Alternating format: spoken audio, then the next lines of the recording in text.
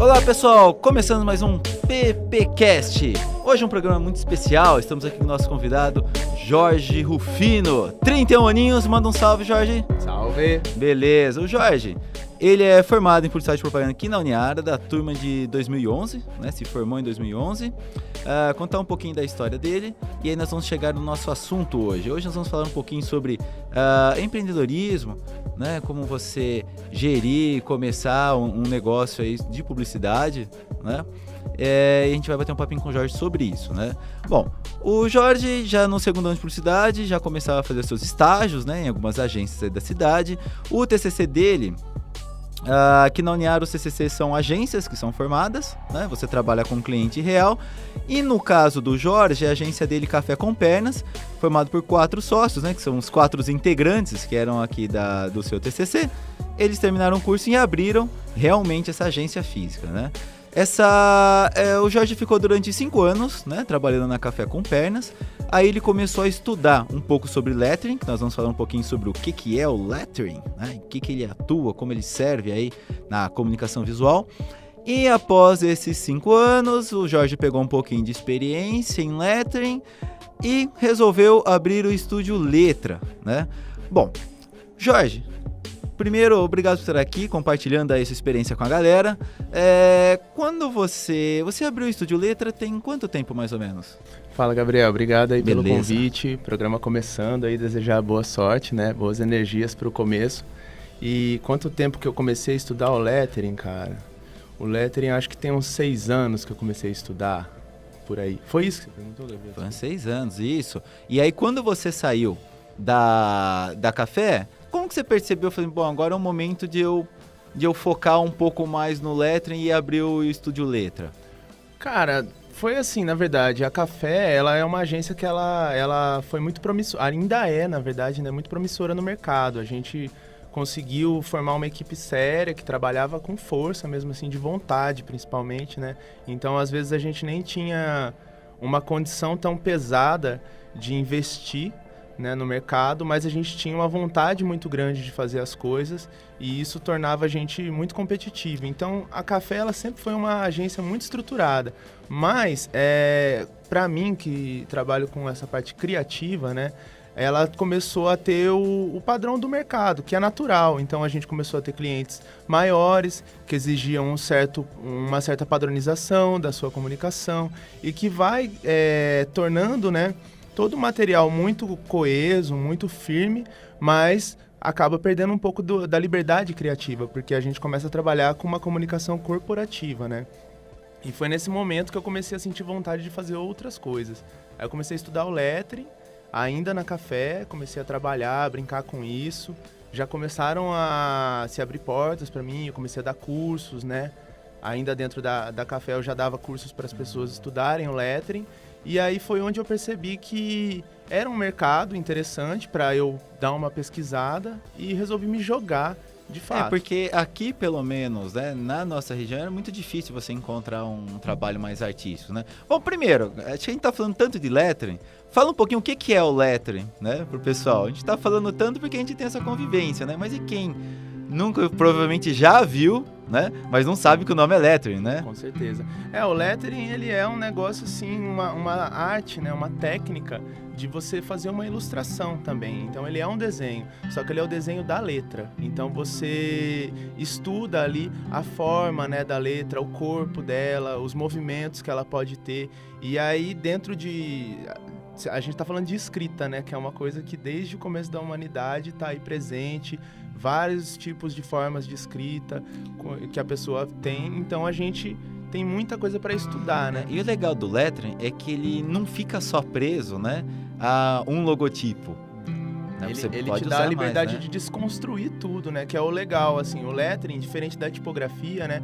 A tipografia, ela já está pronta. Então você vai, por exemplo, trabalhar num computador ou numa letra caixa ali de jornal, né? Você já tem as opções ali, né? E você vai trabalhar com isso. O lettering, não. Você vai ter um espaço, né? Que a gente chama de suporte, uma plataforma para atuar.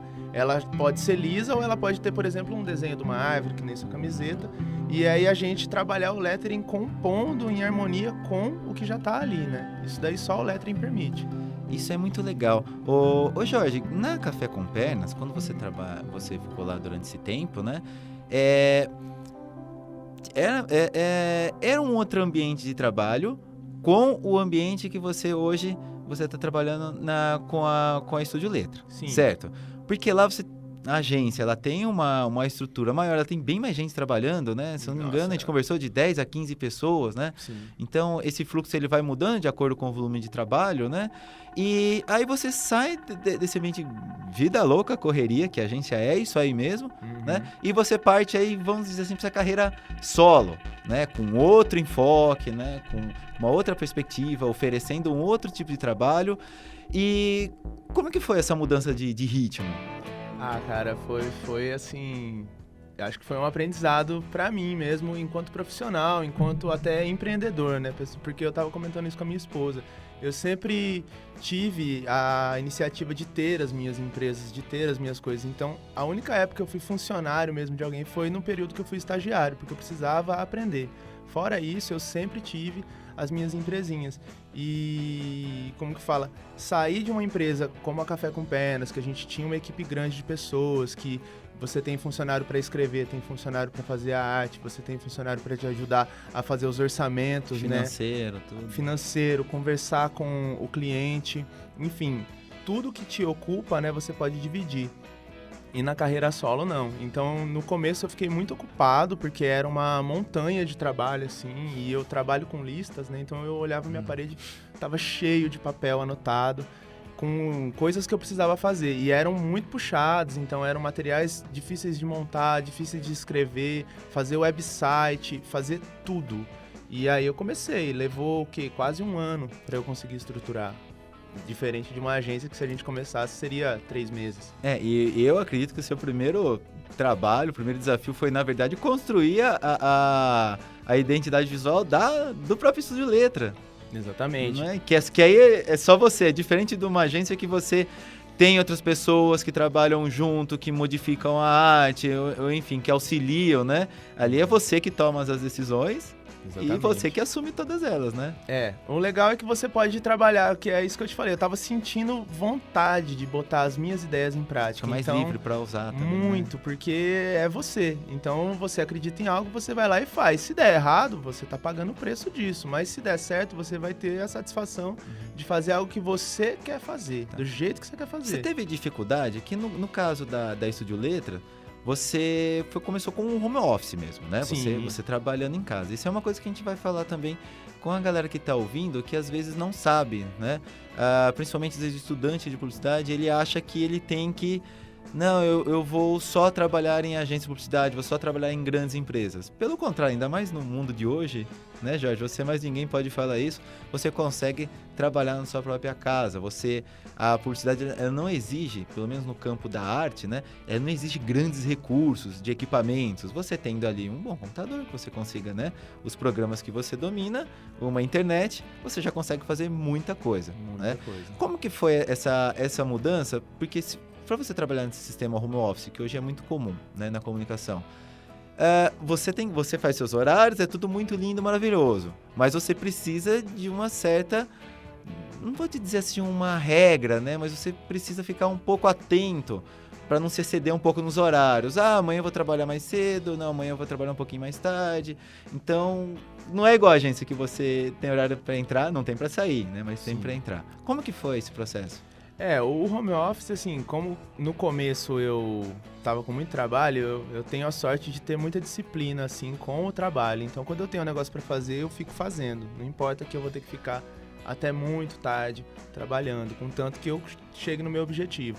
Então, eu comecei com essa disciplina, trabalhando muito, mas naturalmente chegou um momento que eu comecei a ficar muito cansado e desanimado. Foi natural, assim, eu desanimar, porque eu vi que não tava dando dinheiro, eu tava usando todo o meu dinheiro, né, do acerto que eu tinha saído da Café, então eu tinha um fundo, mas eu tava usando tudo isso e de vez em quando entrava um trabalho ou outro, então eu fui desanimando. Mas assim, a questão da disciplina de horário, né, eu nunca perdi ela, então mesmo desanimado eu tentava trabalhar, ficava correndo atrás de algo, mas eu não tava tendo tanto resultado, né? E aí que eu acho que entra o maior desafio do home office, né? Porque você, quando tem um prédio, você tem ali uma visibilidade, né? As pessoas vão passar na rua e vão ter uma curiosidade do que é aquilo. Agora, quando você está na internet, se você não monta uma estratégia, se você não tem uma presença online, que é o jeito que eu gosto de falar, né? Você não é nada, entendeu? Você não faz negócio. E eu estava começando uma empresa nova, num mercado digital, que eu não tinha notoriedade. Então foi mais um desafio, então, você entrar nesse mercado digital para promover, no caso, certeza. também a Estúdio Letra. Né? E era um tipo de arte muito diferente, porque as agências, elas normalmente vendem o quê? Os resultados, né? Então, eu vou te fazer uma comunicação que vai te trazer um resultado. E os clientes que eu atendo, na maioria das vezes, o resultado que eles querem é o visual. Então, assim, aí devagar eu consegui achar o Sesc, que foi onde me ajudou por muito tempo. Eu trabalhei com a rede Sesc, fornecendo serviços criativos. E para eles, o visual é muito importante para o ambiente, para a campanha. Então, tinham ações, por exemplo, teve uma que a gente fez que era a Negritude. Foi um evento de consciência, do mês da consciência negra, e eles me buscaram para fazer toda a ilustração, toda a identidade visual daquele mês no Sesc de São José dos Campos. Então, eu conseguia trabalhar, né, com esse outro produto, mas demorou muito tempo para eu conseguir identificar. Mas essa maturação, eu acho que ela é normal quando você muda de ramo. Sim. Né? Eu também, por experiência, trabalhei um ciclo um pouco parecido com o seu, né? Trabalhei também, estagiei em agências, e aí depois eu comecei com as aulas. Então eu vi uma hora que eu tive que escolher.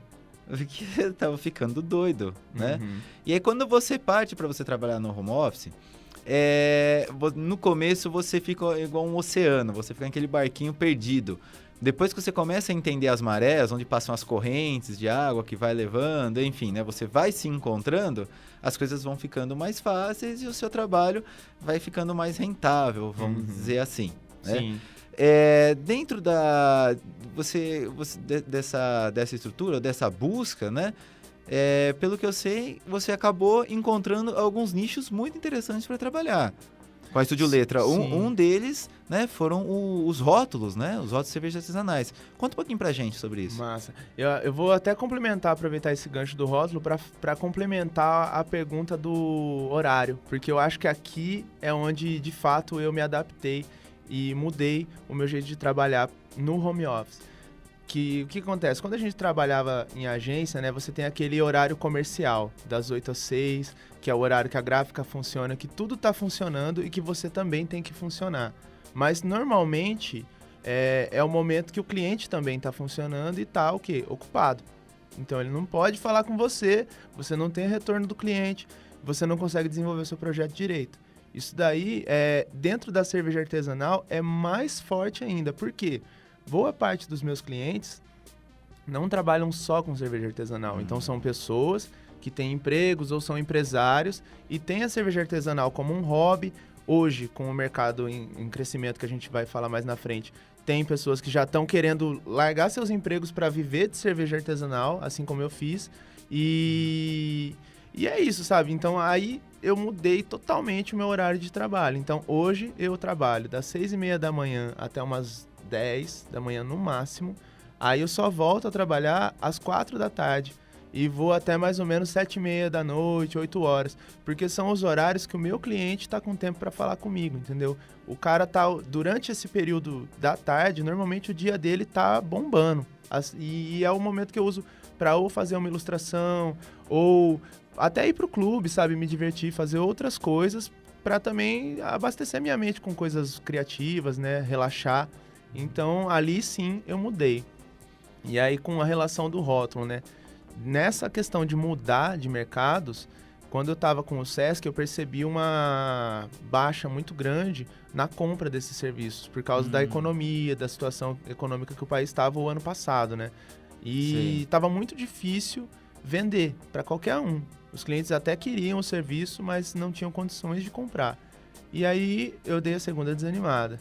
Fiquei pesquisando e sem querer eu identifiquei o segmento da cerveja artesanal, que é onde hoje eu atuo. Hoje, o Estúdio Letra trabalha 100% com cerveja artesanal. Eu não tenho nenhum outro tipo de cliente que não seja cervejaria. E assim, foi um mercado que eu tive que descobrir, sabe? Foi muita pesquisa, foi muita leitura. Fiquei olhando informações no Ministério da Agricultura do Brasil, que é uma coisa que não é todo mundo que vai olhar, né? Então foi, assim, uma busca por conhecimento. E é legal pra caramba, né? Esse universo da cerveja aí, eu também tinha uma... Eu fazia um freelance para uma escola de gastronomia, né? E o marido, né, dessa minha cliente, ele também fazia cerveja artesanal. E aí ele falou, Gabriel, você não faz um rótulo pra mim, mesmas coisas? Mas eu não tenho o talento que o Jorge tem pra lettering, né? Então eu não usei lettering, né? Eu usei lá as tipografias, né? Quando você cria uma marca, né, você vai criar uma personalidade, é legal você fazer isso para empresas e tal, né? Mas quando você pega assim um produto, que é no caso um produto bacana, que é como a cerveja, ou até mesmo às vezes, uma cachaça ou algo assim que é bem característico, é muito empolgante. É muito empolgante. E quando você faz isso sozinho, parece que é mais legal ainda, porque você realmente dá asas ali à sua criatividade, né? E aí eu tô falando isso, Jorge, porque realmente é um mercado que são pessoas, como você falou, que são hobbyistas, eles são apaixonados por aquilo que eles fazem. É um universo, para quem não conhece, é um universo muito grande, tem muitos tipos de cerveja, né? E eles têm grupos, eles têm contatos, eles se reúnem, né? Então, quando você consegue executar um trabalho bem interessante, uma coisinha vai meio que puxando a outra, né? Com certeza. E foi o que aconteceu comigo. Quando eu comecei, eu tinha até... Porque também eu tinha esse costume de preços de agência, né? Que é um outro negócio legal de a gente saber. A agência, ela tem um valor um pouco mais alto ali por causa da estrutura que ela oferece para o cliente, que é diferente da estrutura que eu ofereço. E não é uma estrutura barata, não, né, Jorge? Se você pegar certeza. de uma agência, aí você tem a locação do prédio, né? Você tem os funcionários, todo mundo registrado, energia, que parece que não é nada, mas... Internet, porque não dá para ser qualquer internet, são muitas pessoas usando. Fora os computadores, são vários computadores caros, né? Então, assim... A conta no mês não é baixa. É puxado. E o home office já é muito mais tranquilo. Né? E aí, só que eu entrei com esse vício do preço e eu não fechava negócio. Por quê? Porque o meu cliente achava absurdamente caro o que eu tava pedindo. E foi uma reeducação, né? Eu mudar o meu preço, porque eu falei, não, vou ter que cobrar barato. Pra mim era isso. Mas não, eu entendi que é o preço do mercado, que é o jeito que o mercado se estrutura, mas que pra mim não tava bom. Eu queria mudar isso no mercado. Mas, Jorge, pra você que começou aqui, como que você muda isso no mercado? Porque você começou com uma proposta nova, que é a do lettering. Sim. Que até então, ninguém trabalhava com isso aqui. Né? É muito difícil, vou me basear nos preços de São Paulo, vou me basear nos preços de Campinas. São outras realidades, sim, né? Sim. Totalmente diferente. Como que você chegou em conseguir mesclar um pouquinho isso? Porque você está oferecendo algo novo, você não consegue ter parâmetros de preço, porque você não tem uma concorrência, né? E o cliente também, por outro lado, ele não consegue se equiparar. Sim. Né? Foi na tentativa e erro, Gabriel. Eu comecei cobrando caro, aí fui baixando o preço, percebi que baixei demais, aí subi um pouco. Mas assim, eu sei que o meu serviço vale mais, entendeu? Que é isso que é o lance. Eu já sabia que eu podia cobrar mais caro se eu mostrasse para o cliente que o meu serviço é diferente. E eu acho que no Brasil, todo deve ter o quê?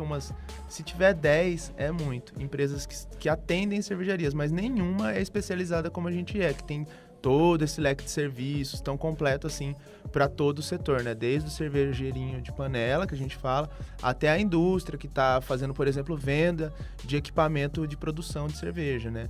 Então, a gente atende todo mundo. E qual que foi a minha jogada? Eu precisava de portfólio, né? Então, eu me via estagiário, de novo. Eu não tinha portfólio, no mercado novo, eu não tinha moral. Para quem tá ouvindo a gente, né, e não sabe o que é portfólio, né?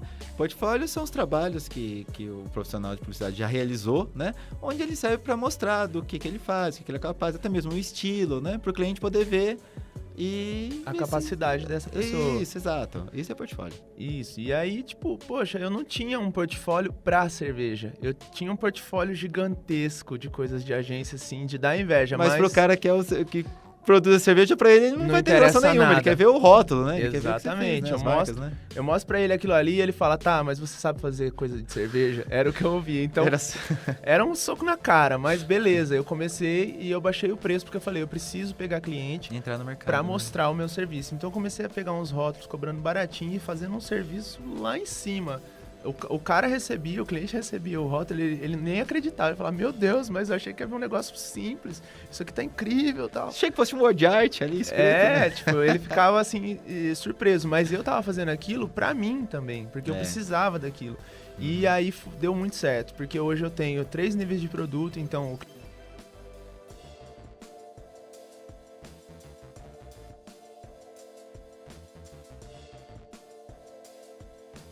serviço top, que vai ter que pagar mais, que eu vou ficar mais tempo trabalhando. Ah, e aí você vai entregar um trabalho mais completo, Com né? certeza. Não, tanto, eu chamo de níveis, né? Então é o nível Sim. 1, 2 e 3. E o nível 3, de fato, é um nível avançado. Então, eu fico muito mais horas trabalhando ali, pesquiso muito mais e coloco muito mais informações visuais também, porque né? às vezes tem a pessoa, né, Jorge, o que produz ali, que ele não tem muita ambição. Tipo, eu faço, né, ali uma vez por mês, a cada 2 meses, aquela coisa, em garrafa e tal. Só pra não ficar aquela garrafa preta, eu quero colocar um rótulo, né? Sim. E tem outros que não, que já querem, né? Ou se não quer comercializar, quer participar de alguns eventos, ou quer fazer alguns eventos e já ter algo, né? Bem melhor. E realmente os que querem entrar no mercado e lucrar com isso, né? E revender e tal, enfim, os seus produtos, né? Uma coisa interessante também, Jorge, é que assim, quando você foi para trabalhar com o lettering, certo? Com a Estúdio Letra que você montou, quanto tempo você tá com a Estúdio Letra? 2016, vai fazer 3 anos em agosto. Vai fazer 3 anos, né? Em agosto. Então, em 3 anos, você tá naquele momento que você já tá conseguindo enxergar ali alguma coisa, as correntes, né? Sim, você já sim. não tá mais tão perdido. Porque o que a gente gosta de falar, principalmente pros estudantes, é que é normal quando você é no mercado. E quando você começa um negócio novo, o que mais te enrosca é, às vezes, burocracia, é a estrutura. Então, se você tá na sua casa, você já evita vários gastos, muitos gastos você consegue evitar e consegue se dedicar um pouquinho mais. Porque tem também o problema da segurança, né, Jorge? Eu não sei você, tá, mas acredito que sim. Quando às vezes você está criando, você tem uma ideia, ou você, sei lá, ficou o dia inteiro e aquilo não aconteceu, né? Então você incubou, aí você tá lá jantando, sei lá, 8 horas da noite, e você tem uma ideia, você está no computador, e quando você olha, 4 horas da manhã você tá lá ainda. Então você estando dentro da sua casa, é bem mais sossegado também quanto a isso. Né? Pô, você tá ali, você tem um conforto, você não tá preocupado em estar na rua, se tá tudo fechado, tá tudo aberto, aquele desconforto que você tem, né? E você trabalha mais à vontade, assim, então, isso é uma coisa que eu notei no home office e pelo jeito é comum. Eu trabalho mais horas no home office do que quando eu ficava na agência. Ontem eu trabalhei... Você trabalha muito mais, Ontem né? eu trabalhei 15 horas, sem zoar. E tá aqui. E tô aqui de boa. Só que, cara, eu não tô nem cansado, porque é um trabalho muito diferente. Eu trabalho, vou lá, faço um pouco, saio, brinco com o meu cachorro. Aí eu vou no mercado, compro um negócio, tomo um sorvete, volto, trabalho de novo. Então, eu vou organizando o meu trabalho e também, assim, tem muitos momentos do dia que o meu trabalho pode ser feito pelo celular, porque é só atendimento ao cliente, né? Conversar, ouvir as ideias. Então, eu posso estar no clube atendendo o meu cliente, tranquilamente, sabe? Não, é interessante. E parece que você trabalha... Eu também gosto muito. Você trabalha com mais vontade. Você Muito consegue mais. se organizar muito mais. Né? Tipo, não fica aquela coisa do telefone tocando toda hora, porque pô, você tá numa agência, é loucura, né? Loucura. E gente chegando e vai cliente, não vai cliente. E você, hoje, Jorge, você consegue pegar cliente do Brasil todo, né? Assim, de qualquer lugar, cara. né? Porque você consegue fazer todos esses trâmites. Se precisar, no caso do rótulo, às vezes o cliente pede, não, Jorge, eu quero impresso. Ou não, Jorge, eu só preciso da arte, do material prontinho e eu levo para impressão. Quando o cliente pede impresso, né? Acontece ele pedir mais pronto ou ele pede a arte e dali ele encaminha? Quando é de fora, né? De outros lugares. Como que acontece? Eu comecei não oferecendo a parte impressa para os clientes, porque era um material diferente, né, do que eu estava acostumado. Eu tinha uma série de fornecedores ali. E não é um rótulo comum, né? Não. Porque ela vai ficar gelada, ela vai pegar umidade. Tem um monte de coisas, assim, e assim, o jeito que ele é entregue também, se ele é entregue em bobina para ser usado numa rotuladora, ou se ele não é entregue em bobina, se ele é em alta quantidade ou baixa quantidade, porque tem o cervejeiro caseiro que às vezes quer fazer 40 rótulos. Então já é outro lugar. E como era uma gama muito grande de possibilidades, eu não estava oferecendo isso. Então eu falava pro cliente, olha, eu te ajudo, eu converso com o fornecedor que você escolher, faço o envio, eu faço o acompanhamento, mas quem vai escolher é você. Aí, só que começou muitos clientes pedirem. Então hoje, inclusive, eu tenho uma reunião com um fornecedor meu pra gente começar a adaptar a empresa dele pra me atender. Olha que então, legal isso aí, que é massa do mercado, né? Que eu acho que é o... Puxa até o link, eu acho de um negócio que eu queria comentar, assim. O mercado cervejeiro, ele é um mercado muito grande e que tá num crescimento de 20 anos pra cá, no máximo, que ele tá nesse boom. Então, tem dados aí que de 1932 até 2008, mais ou menos, só tinham 100 cervejarias registradas no mapa. Mas você percebe bastante que isso afetou principalmente as grandes indústrias, né? Com certeza. Porque olha só como mudou a cerveja. Quantas cervejas puro malte não estão saindo hoje? Até a Skol se rendeu e meteu um puro malte. Porque é essa mudança. Então tem um público muito grande que tá mais exigente. Ele prefere pagar um pouco mais... Eu percebo o seguinte, ele prefere pagar um pouquinho mais caro, às vezes beber um pouco menos, ao invés do cara ir lá e comprar 10 cervejas, ele prefere comprar 3 ou 4 de qualidade, que ele vai gostar, do que 10 comuns. Tem até a campanha que eles fazem, né? A beba menos, beba melhor, que é isso mesmo. Legal, e a cerveja artesanal, ela é totalmente diferente, assim, dessa cerveja comercial. Pra quem já experimentou, já Nossa, sabe é outra disso. coisa. E aí, assim, de 2008 pra 2018... 2017, na verdade, esse número de 100, que nunca tinha chegado a isso, pulou para 625. 2017. Nossa, de 2017 para 2018, pulou para 800 e pouco, que é o que está hoje. Tá crescendo demais. E isso são as cervejarias que estão no mapa. Que o mapa, o que é? É o Ministério da Agricultura, Pecuária e Abastecimento. Então, porque a cerveja ela é autuada, né, dentro da lei no Brasil como alimento. Então, toda a vigilância sanitária, essas questões assim alimentares, com a cerveja é a mesma coisa, porque tem plantio de grãos, a gente tá trabalhando com comida, né? Por mais que seja em forma de líquido, é uma alimentação. Se você vai no empório, no mercado, você vê a quantidade de cerveja que tem na prateleira, né? Exatamente. E assim, as cervejas ciganas, que são essas que não estão no mapa, isso daí, então, é um número astronômico, assim, que tá muito além da nossa compreensão no Brasil. O Brasil, ele hoje é o segundo país que produz, né? Ganha, segundo país? Ele só perde para os Estados Unidos na produção de cerveja. Então ele é o segundo país que está produzindo cerveja, depois vem a China. E o que acontece? Só que o Brasil, se provavelmente esses cervejeiros informais estivessem dentro desse número aí, com certeza o Brasil seria líder, entendeu? Olha só. Então também tem a questão... Que essa galera os ciganos não contam, né? Porque a cerveja, para o mapa, o que o mapa faz? Ele seria um SEMP da cerveja, digamos assim? Sei. Seria a mesma coisa que o SEMP. Então, ele tá ali para fazer uma série de organizações, pra regulamentar a coisa, né? E tudo mais. Só que isso acarreta 60% de imposto em cima da cerveja que a gente compra no mercado. Então você tem muita cervejaria que não quer participar, exatamente para não pegar os impostos, né? Exatamente. Ô Jorge, e tem muitos eventos também, né? É um pessoal que faz muito evento de cerveja artesanal, né? Aqui em Araraquara mesmo tem na região, né? Eu acho que isso aí é geral, né?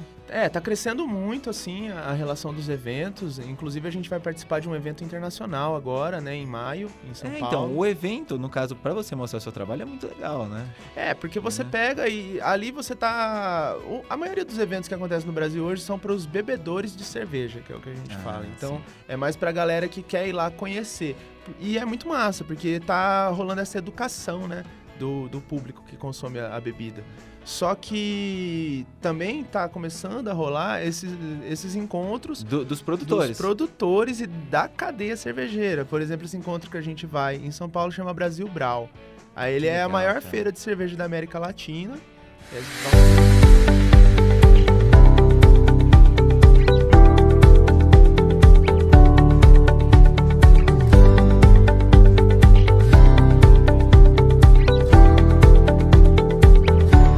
Brau é a Feira Internacional de Tecnologia em Cerveja. Pioneira no país, a Brasil Brau reúne toda a cadeia produtiva do setor, desde a produção do líquido até a apresentação do produto para o consumidor.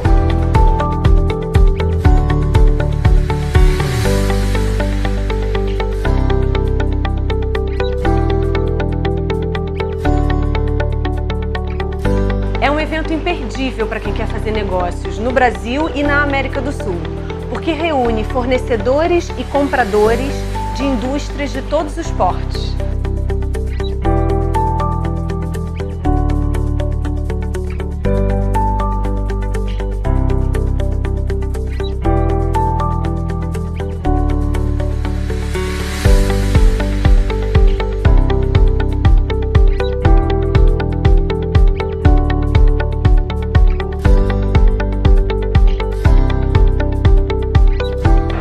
Tem um papel incrível nesse setor de poder fomentar mesmo o mercado cervejeiro e fazer a conexão do mercado nacional com os principais players fornecedores.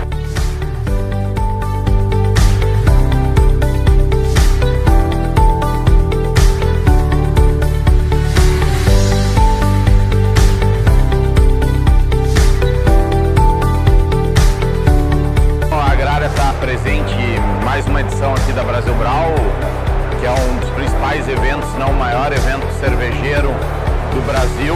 O Prêmio Brasil Brau é único no seu segmento. A gente quer promover e premiar as melhores práticas de mercado, aquelas que encantam além do líquido.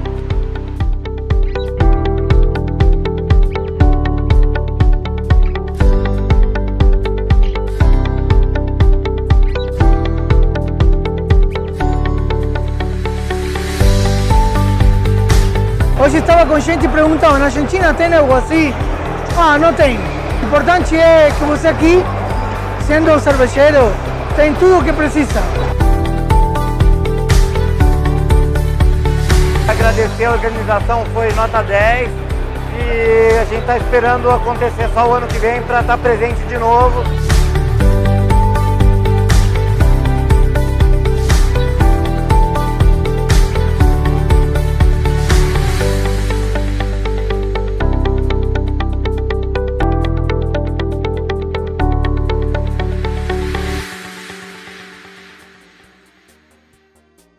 Vão ter 10 empresas expondo lá, 10 países, quer dizer, mais de 100 empresas. Então tem Alemanha, Estados Unidos, Espanha, Japão, a gente, Venezuela, vários países.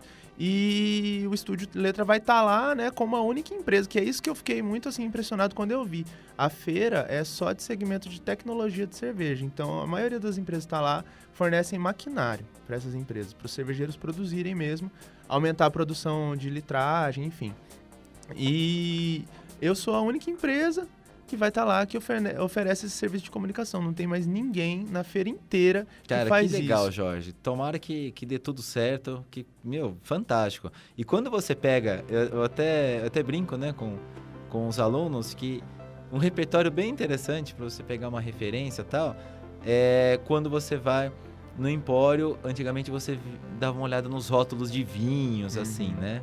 Eu falo, hoje aumentou mais, óleos de cerveja também. Muito. Principalmente os de cervejas artesanais ali, que você vê do estado inteiro, você acha cerveja do Sul, tem muita cerveja que é do Sul, tem de Minas, tem do Rio, e você começa a ver os nomes e ver essa parte conceitual. E não é qualquer um que faz esse trabalho. Não. Quando você vê bem feito, né? Às vezes a gente vê alguns trabalhos que são feitos por agências de publicidade, não é legal. Não é que não é legal, é que é aquela não coisa... Tem a linguagem. É industrial, fica com Exatamente. aquela cara industrial, Uhum. né? Agora, quando você vê um profissional, grandes ilustradores, a galera que trabalha com lettering, fica aquela coisa para dar aquele ar que aquela coisa foi produzida com cuidado, são poucas unidades, sabe? Exatamente, agregar valor, né? Agrega muito valor. Então você bate o olho e assim, a cerveja, tudo bem, você tem as especificações, né? Mas a cerveja artesanal, ela vende também muito pelo rótulo. Vende, não. Ela vende muito pelo rótulo, porque você percebe que principalmente as marcas, né, que são mais conhecidas, assim, artesanais, elas são muito boas na sua parte visual. Muito, muito. Né? E assim, é um dos principais... Uma das principais apostas das cervejarias. Quando elas entram no mercado, elas já sentem a necessidade de ter um rótulo bom. Isso daí até o pequeno cervejeiro que está produzindo para os amigos dele já vem falar comigo. Quando vem conversar, fala, cara, eu preciso de um rótulo top. Eu falo, mas você vai entrar no mercado? Não, eu sou cervejeiro caseiro, mas eu quero um rótulo bom. Então, para eles é essencial o visual. E a embalagem, né, Gabriel? A gente sabe que embalagem é embalagem, aonde for, no remédio, na cerveja, em qualquer coisa. Principalmente tá uma do lado da outra ali, é o que vai fazer. É uma competição, né? É o que vai chamar a atenção para a pessoa, pelo menos, pegar na mão ali e ler o que é aquela cerveja, né? Sim, a gente faz muito isso no design, que nem esses dias um cliente perguntou, poxa, você fez o desenho, mas por que ele não tá aparecendo inteiro na frente e tá pros lados? Eu falei, porque Aí foi uma ideia minha, né? Não tem um estudo, mas eu falei para ele, olha, eu acho que assim vai ficar mais legal porque não tá revelando o desenho inteiro e vai estimular o cliente a pegar o rótulo, porque o desenho tá bonito.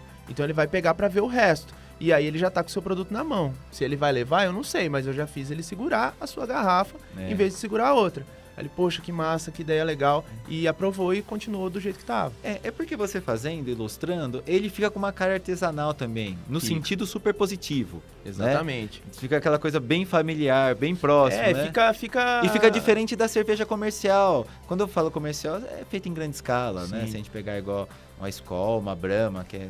Olha só como é diferente o rótulo. Nem daria certo. Não, né? nem daria. O pessoal, assim, e é isso. A cerveja, ela é feita com muito carinho, assim. Eu participo de grupos aí de produtores de cerveja do Brasil inteiro e... eles têm um carinho para produzir a cerveja, para comprar o equipamento, o cuidado que eles têm para não contaminar nada. Escolher a matéria-prima certinho, tudo, né? Tudo alemão, coisa importada. Quando é brasileiro, são poucas empresas que têm um produto assim, premium, né, digamos assim. Então, tem um carinho tão grande com o negócio ali, é tão feito com cuidado, de fato, que esse visual artesanal, ele transmite o que de fato acontece na produção, sabe? E quando você fez, aí você começou, né? Você falou que você baixou um pouco o preço para você conseguir entrar assim no mercado, para poder criar um portfólio e fez trabalhos muito legais, né? Conforme a gente já viu aqui, né? Já mostrei. Começou os clientes a procurarem você? Começou. Porque na cerveja é muito disso, né? A pessoa olha, gosta e geralmente eles são muito unidos, assim, né? E um indica pro outro porque viu, né? Ou porque tomou, pegou a cerveja do amigo na mão, porque eu também faço, você fez pro fulano. Como é que foi? É bem isso daí, Gabriel. Na verdade, assim, a mesma exigência dos cervejeiros nessa questão da união, que foi a dificuldade que eu tive para entrar, foi o que me agora colocou para dentro, entendeu? Porque quando eu comecei a fazer, eu não tinha referências. Então, os cervejeiros já falavam entre si, eu não conheço esse cara, não faz com ele, porque pode ser arriscado. E eles têm um cuidado muito grande com isso.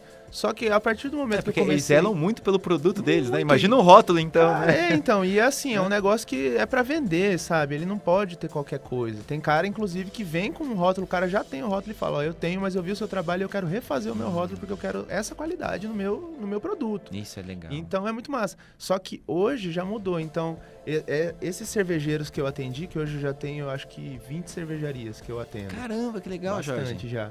E aí, eles indicam. Então, vai ter um grupo de cervejeiros lá que vão se reunir. Os caras, que rótulo bonito. Legal, foi o Estúdio Letra que fez, procura o cara. E eles indicam e vêm me falar, Jorge, indiquei a pessoa, ela vai te procurar. Se ela não te procurar, tá aqui o celular dela. Pode falar com ela. Então, é um mercado muito fechado então, aí você e percebeu amigo, né? Então, pelo Estúdio Letra, você achou um segmento que você se identifica, você fala, legal, eu gosto desse segmento. Né? Ele é bacana, eu tô me dando bem nele, em todos os sentidos, né? Sim. Porque, às vezes, você até tem um segmento para trabalhar, né? Mas se você também não gosta disso, vai dar um tempinho, você vai falar, nossa, cara, eu tô fazendo por obrigação. Putz, bem isso, cara. Fez por obrigação, você já abriu a tampa do caixão, né? Daqui a pouquinho você já não aguenta. Como que você faz para trabalhar que as pessoas vão indicando, né? E o rótulo de cerveja é uma coisa muito particular de marca para marca.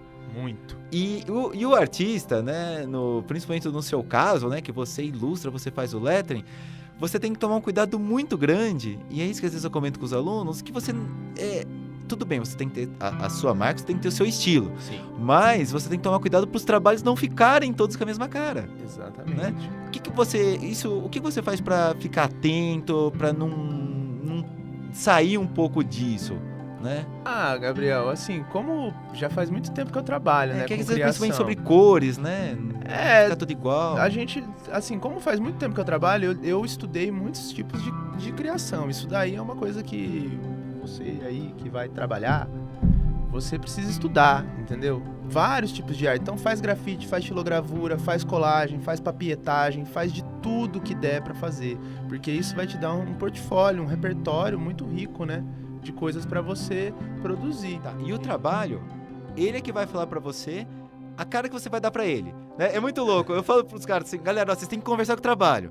Fala pra ele assim, filho, o que você quer? Exatamente. Né? E às vezes as pessoas não fazem isso, elas põem aquilo que elas querem, mas não é aquilo que o trabalho precisa. Exatamente. Né? E assim, o mais doido da cerveja, eu acho, isso foi um negócio muito louco também, que a Estúdio Letra, eu brinco às vezes, é como se eu fosse uma agência especializada em cerveja, mas eu quase não falo o termo agência, porque eu percebi que o cliente da cerveja também, não sei por que, ele não se identifica muito com a ideia da agência. Então, é porque, na minha visão que a gente conversa, é porque eu acho que a agência, ela dá aquele ar mais industrial, mais aquela coisa muito comercial. E a cerveja, eu acho que a artesanal não se encaixa no comercial. Não. Por mais que ele venda e tal... Ela vai contra essa maré, ela vai assim, com todas as forças, porque ela não quer massificar. Exatamente. Né? E aí foi onde eu peguei e criei um padrão de atendimento que, quando eu comecei, todo mundo falou, você é doido fazer isso.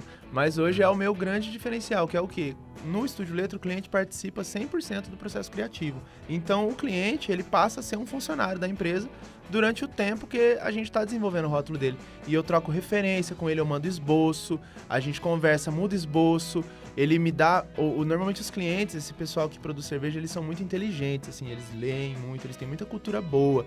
E eles trazem muitas coisas também que eu não sabia. E a coisa que na agência não rola. Não rola. Porque é muito cliente, você não tá atendendo um cara só, é aquele monte de gente, um monte de coisa pra fazer. Não dá pra você pegar e ficar conversando com o cliente, enfim, dando aquele tratamento VIP. Exatamente. Não tem jeito, né, cara? E assim, com esse tratamento VIP que no estúdio eu consigo fazer, eu consigo criar um rótulo de 2, 3 dias até uma semana. Então é muito rápido para fazer um rótulo, de como sabe? A coisa vai. Que nem eu comecei a fazer um rótulo hoje de manhã para Portugal, que é uma cerveja produzida com mel e tal. Legal, eles estão fazendo uma série de 13 rótulos e aí eu tô ilustrando os 13. É isso que eu ia perguntar para você, já aproveitando esse assunto.